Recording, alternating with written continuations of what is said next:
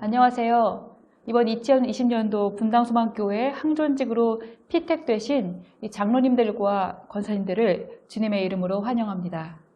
네, 첫 강의를 시작하기에 앞서 준비물을 먼저 확인해 보겠습니다. 이 모두 충성될 일꾼들이라는 책 다 준비하셨죠? 이 책과 그리고 성경책과 필기구 있으시면 됩니다. 네, 그러면 기도로 강의를 시작하겠습니다.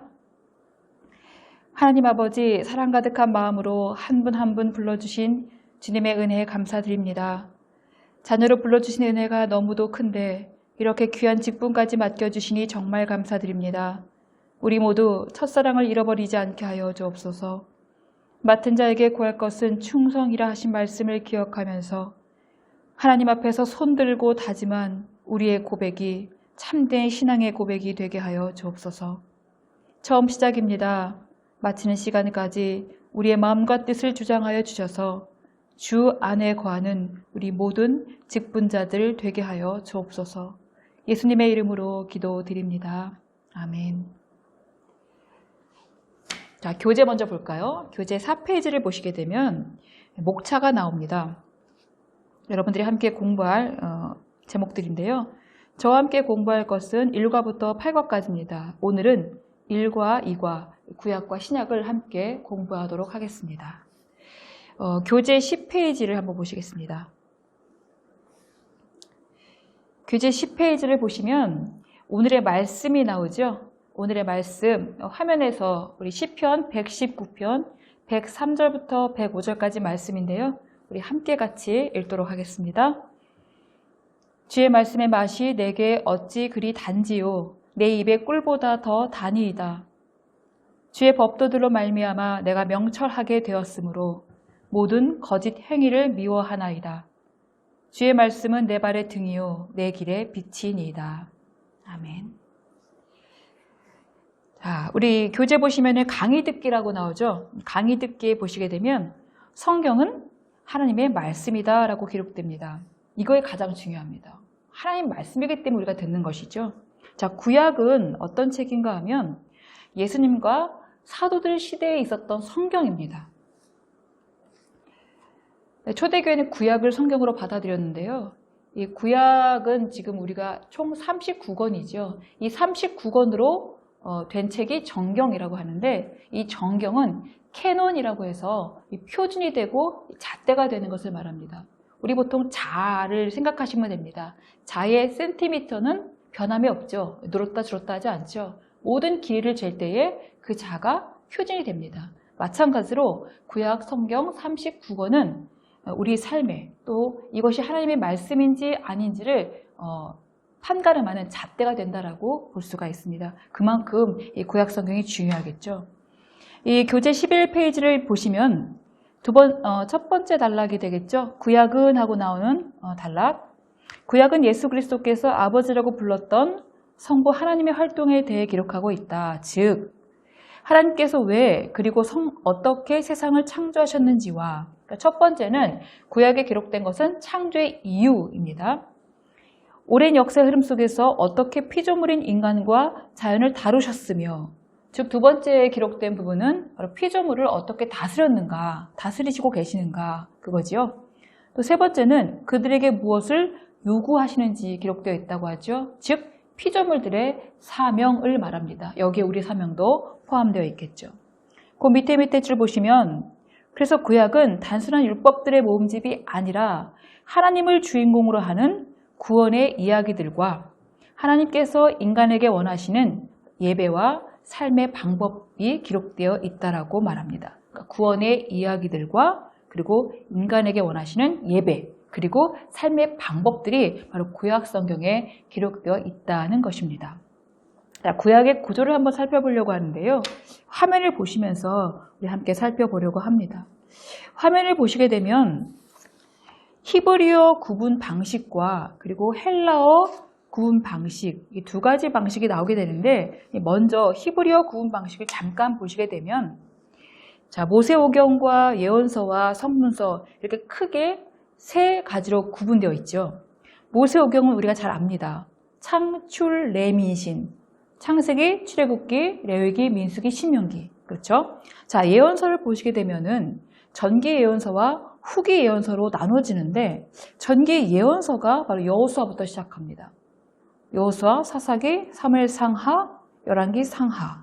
그리고 후기 예언서로 시작되는 것이 바로 이사야, 예레미야, 에스겔, 호세아, 요엘, 아모스, 오바다, 요나, 미가, 나움, 하박국, 스바냐, 학개, 스가랴, 말라기. 이렇게고요. 그리고 성문서 보시면은 되게 많죠. 시편, 욥기, 잠언, 룻기가 여기 들어가고요. 아가, 전도서. 그리고 제가 빨갛게 표시된 것은 지금으로서는 사실 이쪽으로 포함되지 않는 책들인데 예레미야, 애가, 그다음에 에스더, 다니엘, 에스라, 느헤미야, 역대상하. 자, 이것이 이제 히브리어 구분 방식이고요. 다음 페이지 보시게 되면 헬라어 구분 방식이 있습니다. 이게 우리한테 익숙합니다. 보실까요? 아까 세 부분으로 나눴는데 이번에는 네 부분으로 나누고 있습니다. 자, 모세오경은 변함없어요. 창출, 레민신 5건이죠. 네, 특별히 숫자를 쓴 이유가 있습니다. 자, 역사서는 아까 히브리어 구분 방식에서 전기 예언서에 포함되었던 말씀들이 지금은 역사서로 바뀌어 있습니다. 여호수아, 사사기, 그리고 빨간색으로 표시된 성경들은 히브리어 때는 성문서였던 성경들이 다 이렇게 역사서로 올라와 있는 것을 볼 수가 있죠. 룻기, 사무엘 상하, 열왕기 상하, 역대 상하, 그리고 에스라, 느헤미야, 에스더까지 해서 12건입니다. 자, 그럼 예언서는 이사야, 예레미야, 그리고 에레미야, 에가가 여기 들어가고요. 에스겔, 다니엘, 호세아, 요엘, 아모스, 오바댜, 요나, 미가, 나움, 하박국, 스바냐, 학개, 스가랴, 말라기. 17건이 지금 우리가 보고 있는 성경의 순서하고 똑같습니다. 자, 그리고 시가서를 보시게 되면은 욥기, 시편, 잠언, 전도, 아가서 이렇게 5건으로 구분되어 있지요. 여러분들이 지금 제가 이 숫자를 써놓은 이유가 성경을 외우는데 굉장히 쉬워서 써놨습니다. 자, 5, 12, 17, 5인데 조금 이따가 살펴보려고 합니다. 자, 이런 식으로 되어서 헬라어 구분 방식을 현재 성경이 사용하고 있다라고 보시면 되겠고요. 다음 페이지 보실까요? 다음 페이지 보시면 한 표가 나오죠. 자, 이거는 성경이 읽어지네라는 이해실 사모님이 쓴 책을 참고한 것인데요. 이렇게 성경을 외우면 굉장히 쉽습니다.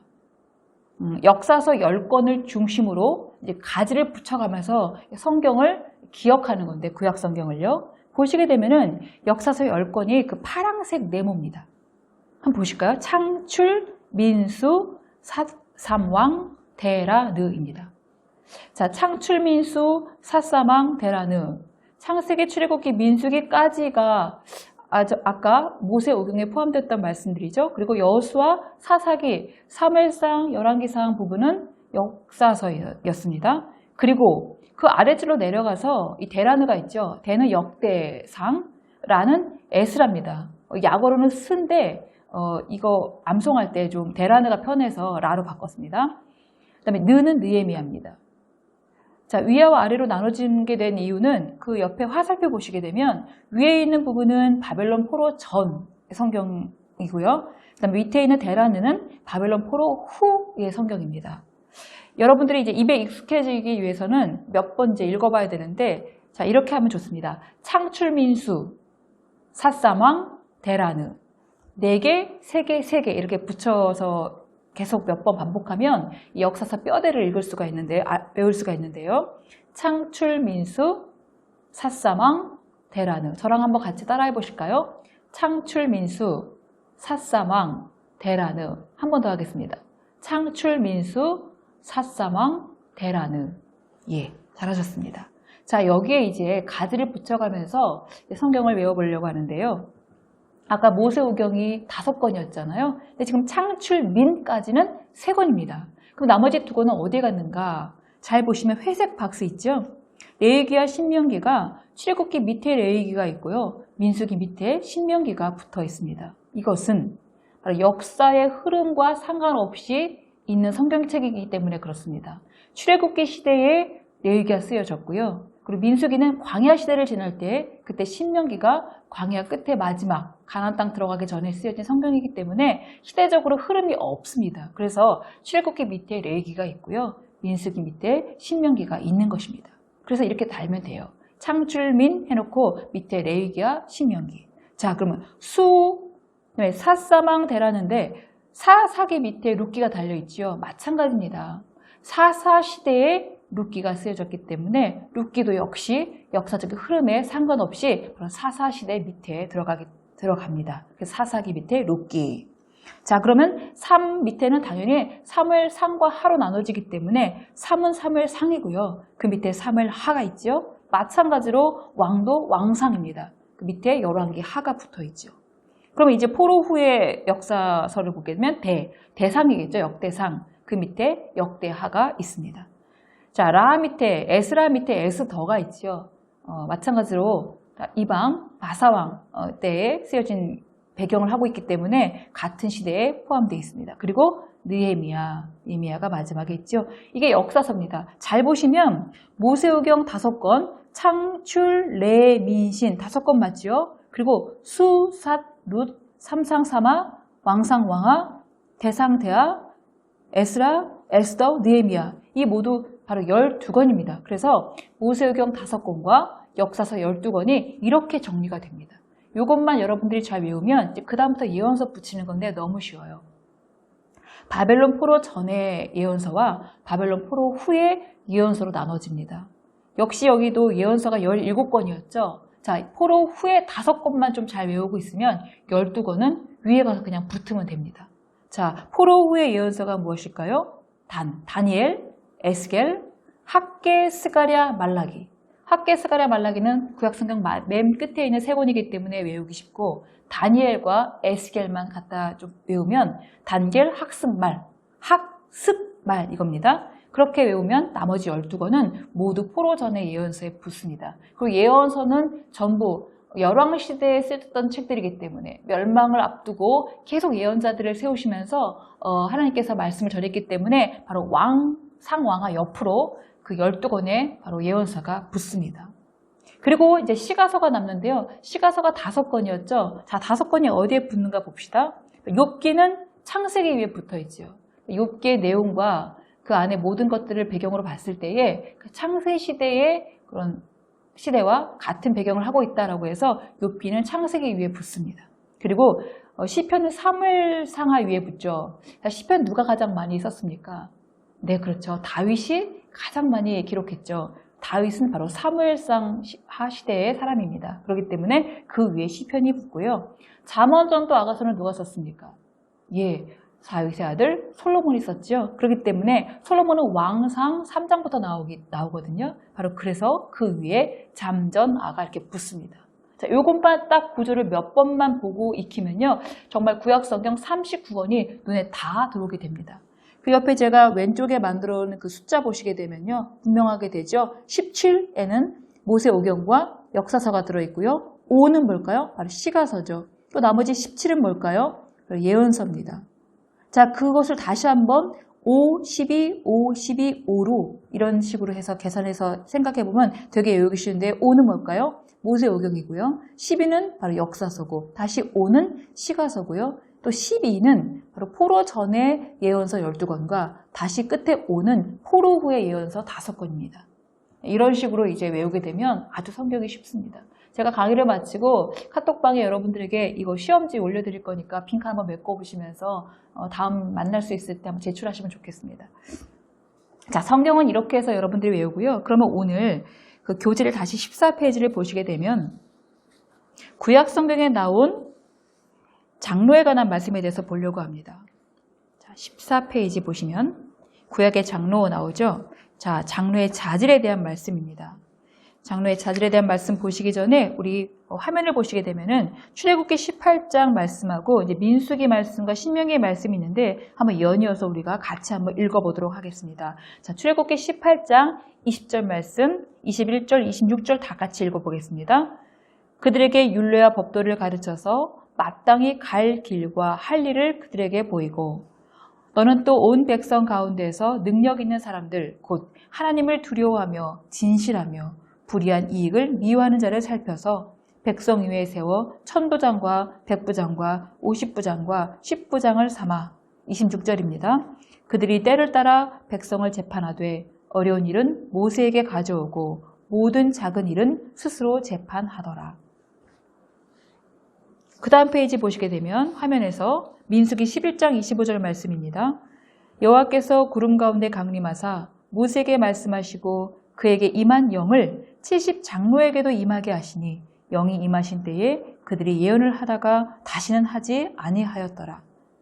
그 다음 신명기 1장 15절 말씀. 내가 너희 지파의 수령으로 지혜가 있고 인정받는 자들을 취하여 너희의 수령을 삼되 곧 각 지파를 따라 천부장과 백부장과 50부장과 10부장과 조장을 삼고. 자, 이 말씀의 근거에서 구약의 장로에 대한 말씀을 하고 있는데요.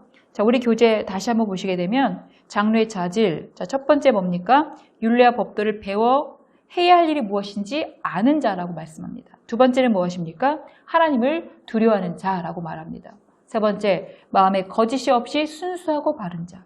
네 번째, 뇌물과 도적질 등 부정직한 소득을 싫어하는 자. 다섯 번째, 선과 악, 정의와 불의, 공평과 불공평을 구별해서 모든 작은 일을 재판할 수 있는 자. 6번 보시면 하나님의 영이 충만한 자. 7번, 지혜가 있고 인정받는 자입니다. 여러분 되게 부담스럽죠. 근데 이런 부분을 우리가 다 포함해서 하나님 앞에서 정직하고 그리고 영이 충만한 사람은 이런 자에 다 속합니다.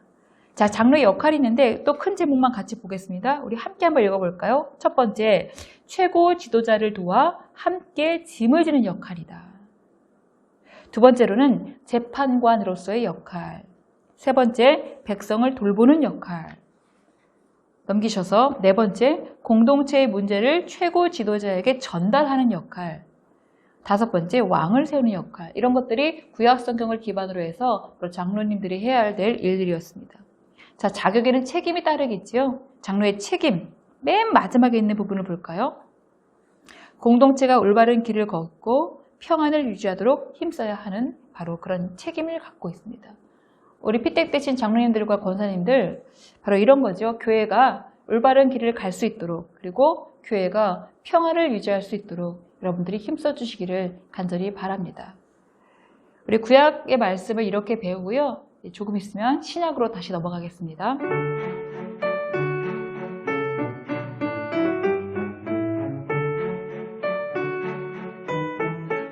자, 이어서 신약 말씀 같이 공부해 보도록 하겠습니다.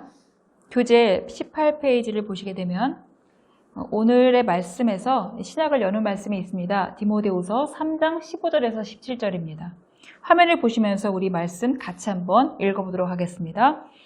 또 어려서부터 성경을 알았나니 성경은 능히 너로 하여금 그리스도 예수 안에 있는 믿음으로 말미암아 구원에 이르는 지혜가 있게 하느니라. 모든 성경은 하나님의 감동으로 된 것으로 교훈과 책망과 바르게 함과 의로 교육하기에 유익하니 이는 하나님의 사람으로 온전하게 하며 모든 선한 일을 행할 능력을 갖추게 하려 함이라.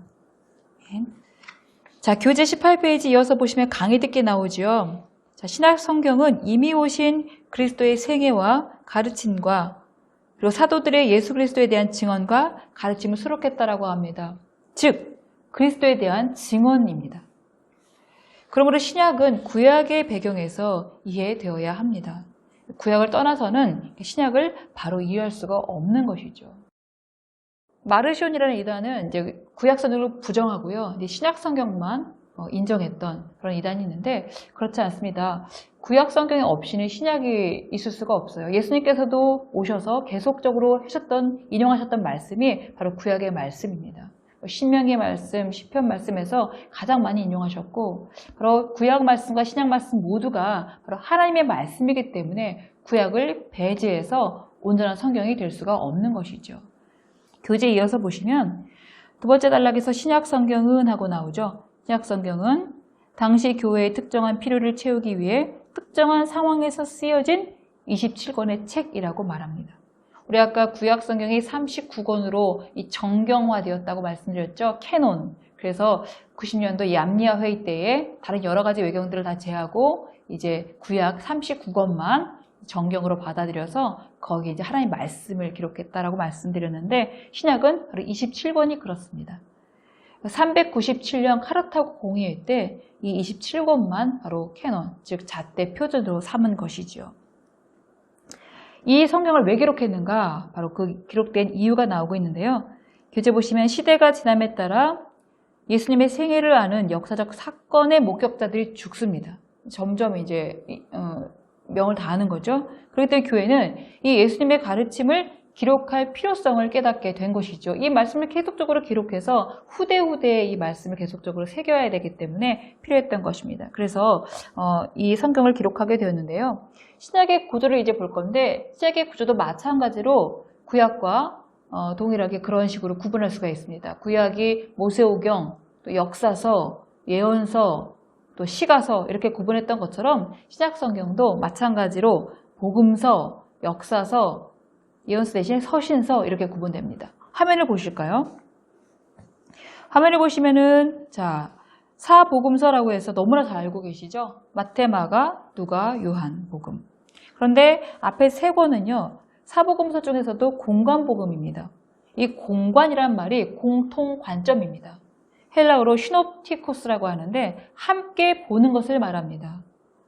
예수 그리스도의 생애와 사역에 대한 이 전반적인 내용, 그리고 표현 방법, 또 문체 이런 것들이 전부 상호 유사성을 띠고 있다고 해서 공관복음이라고 합니다.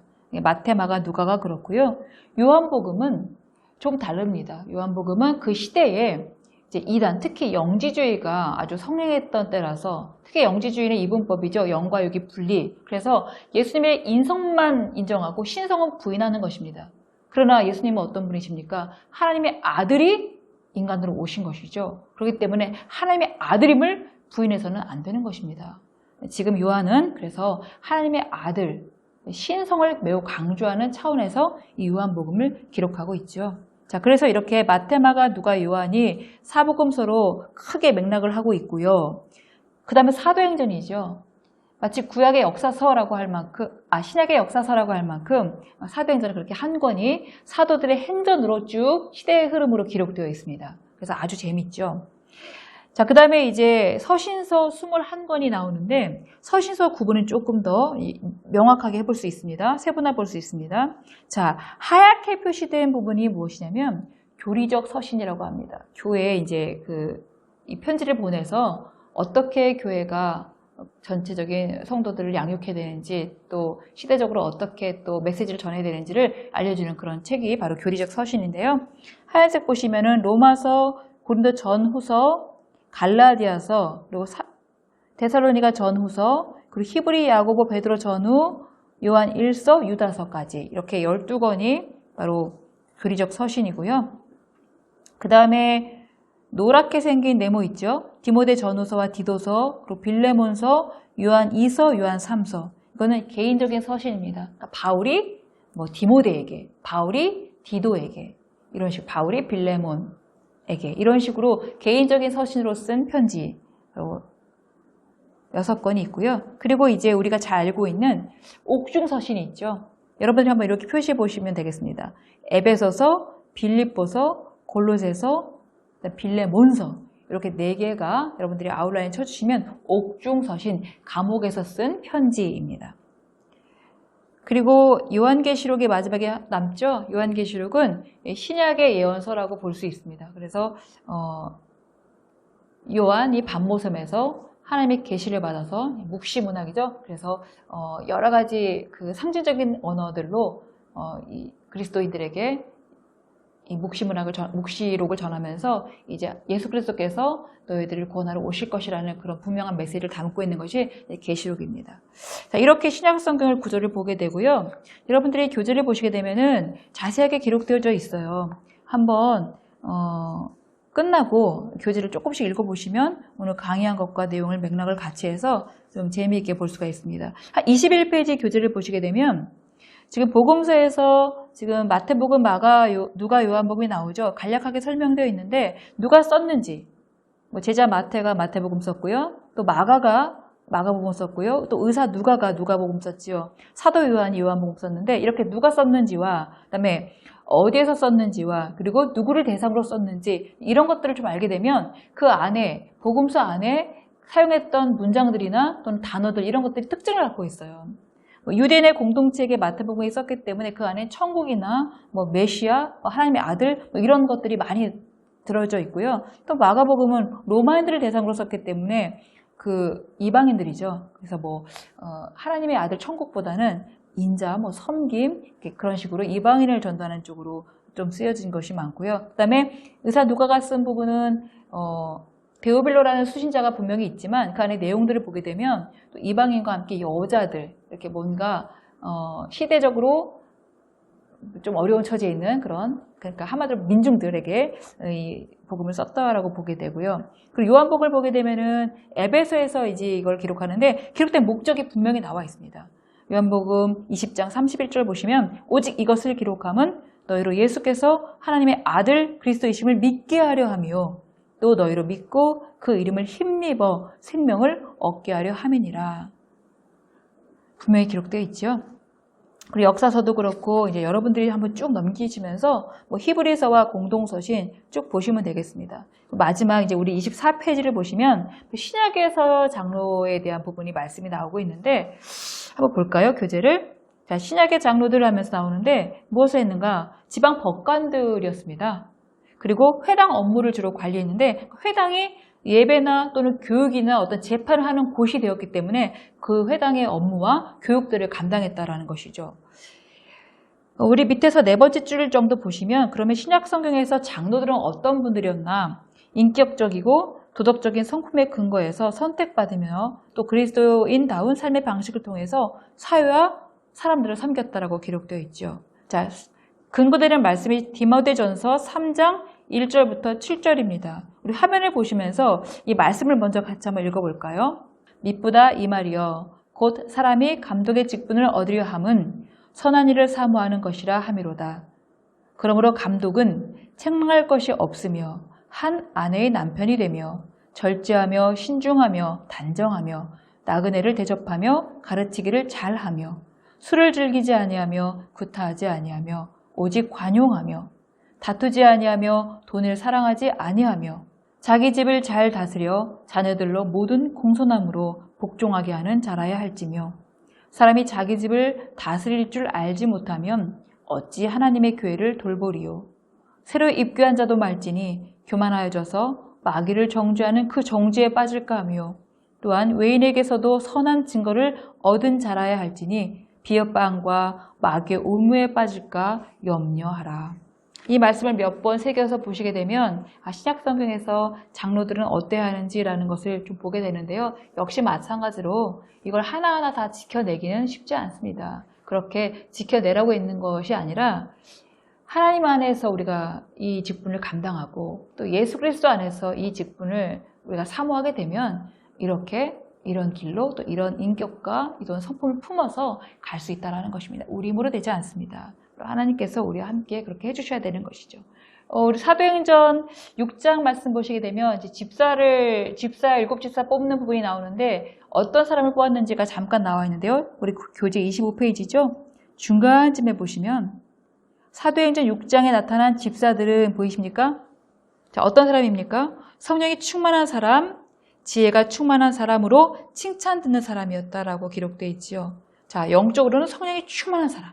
그리고 지혜가 충만해서 칭찬 듣는 사람, 그러니까 외인에게서도 아까 인정받는 사람을 말했죠.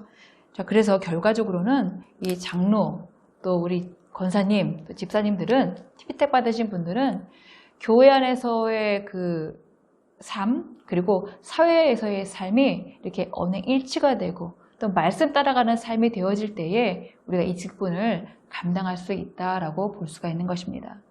교회를 섬기고 그리고 사회를 섬기며 선도하는 바로 지도자가 바로 우리 장로님들, 권사님들이라는 것입니다. 우리 오늘 말씀을 생각하면서 기도하고 마치겠습니다.